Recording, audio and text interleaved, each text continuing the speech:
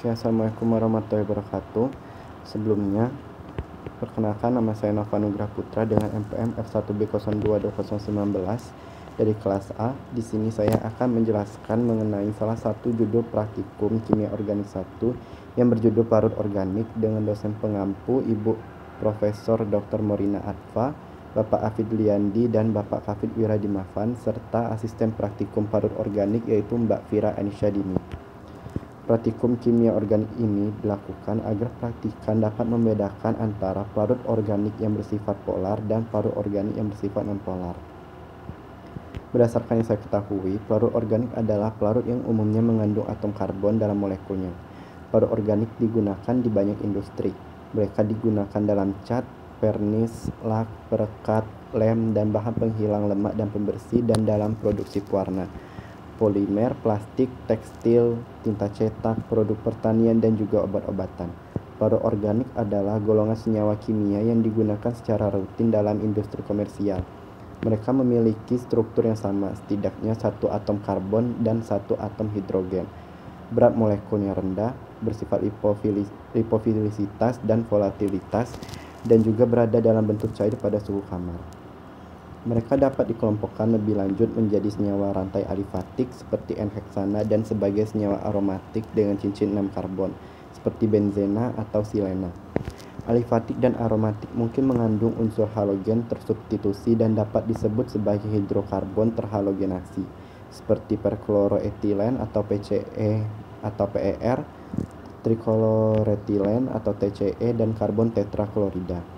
Alkohol, keton, glikol, ester, eter, aldehida, dan piridin merupakan substitusi gugus hidrogen. Pelarut organik berguna karena dapat melarutkan minyak, dapat melarutkan lemak, melarutkan resin, karet, dan plastik. Pelarut organik dibedakan menjadi dua macam, yaitu pelarut organik polar dan juga pelarut organik nonpolar. Kedua macam pelarut organik ini bergantung kepada gugus kepolaran yang dimilikinya. Adapun perbedaan antara pelarut organik polar dan pelarut organik nonpolar adalah pelarut polar merupakan pelarut yang memiliki momen dipol yang berbeda dari nol, sedangkan pelarut nonpolar adalah pelarut yang tidak memiliki momen dipol. Hal ini disebabkan oleh perbedaan keelektronegatifan antara atom-atom yang membentuk ikatan dalam senyawa polar. Adapun contoh pelarut polar adalah air, etanol, metanol, butanol, dan aseton. Dan contoh pelarut nonpolar adalah kloroform, benzena, N-heksana, eter, dan juga toluena. Pada percobaan pelarut organik digunakan 5 macam sampel, yaitu asam salisilat, glukosa, etanol, metanol, dan panadol, di mana asam salisilat merupakan pelarut semipolar, panadol juga semipolar, glukosa, etanol, dan metanol merupakan senyawa polar.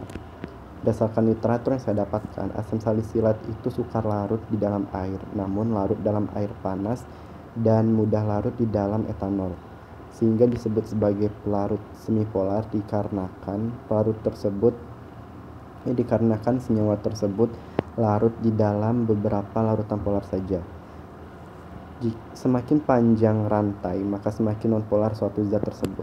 Senyawa polar akan larut dalam senyawa polar juga, dan senyawa nonpolar akan larut di dalam senyawa nonpolar juga. Sehingga jika senyawa polar dilarutkan dengan senyawa nonpolar, maka larutan tersebut jika senyawa polar dilarutkan dengan senyawa nonpolar, maka larutan tersebut tidak akan membentuk campuran yang homogen, melainkan membentuk campuran yang heterogen. Seperti contohnya air, jika kita larutkan dengan metanol akan membentuk larutan yang homogen karena kedua campuran tersebut merupakan sama-sama senyawa yang bersifat polar. Sedangkan jika kita mencampurkan antara metanol dengan benzena, maka kedua zat tersebut tidak akan membentuk larutan yang homogen, melainkan akan membentuk campuran heterogen karena campuran tersebut merupakan campuran antara senyawa polar dan senyawa nonpolar. Pada praktikum parut organik ini dalam melakukan pemanasan tidak digunakan api langsung karena dalam melarutkan suatu senyawa, dikarenakan ikatan yang terjadi pada paru organik adalah ikatan kovalen. Jika dipanaskan langsung dengan api, maka akan berakibat mudah putusnya ikatan karbon dengan karbon lainnya. Baiklah, mungkin itu saja yang bisa saya sampaikan mengenai paru organik ini. Lebih dan kurang saya mohon maaf. Terima kasih. Wassalamualaikum warahmatullahi wabarakatuh.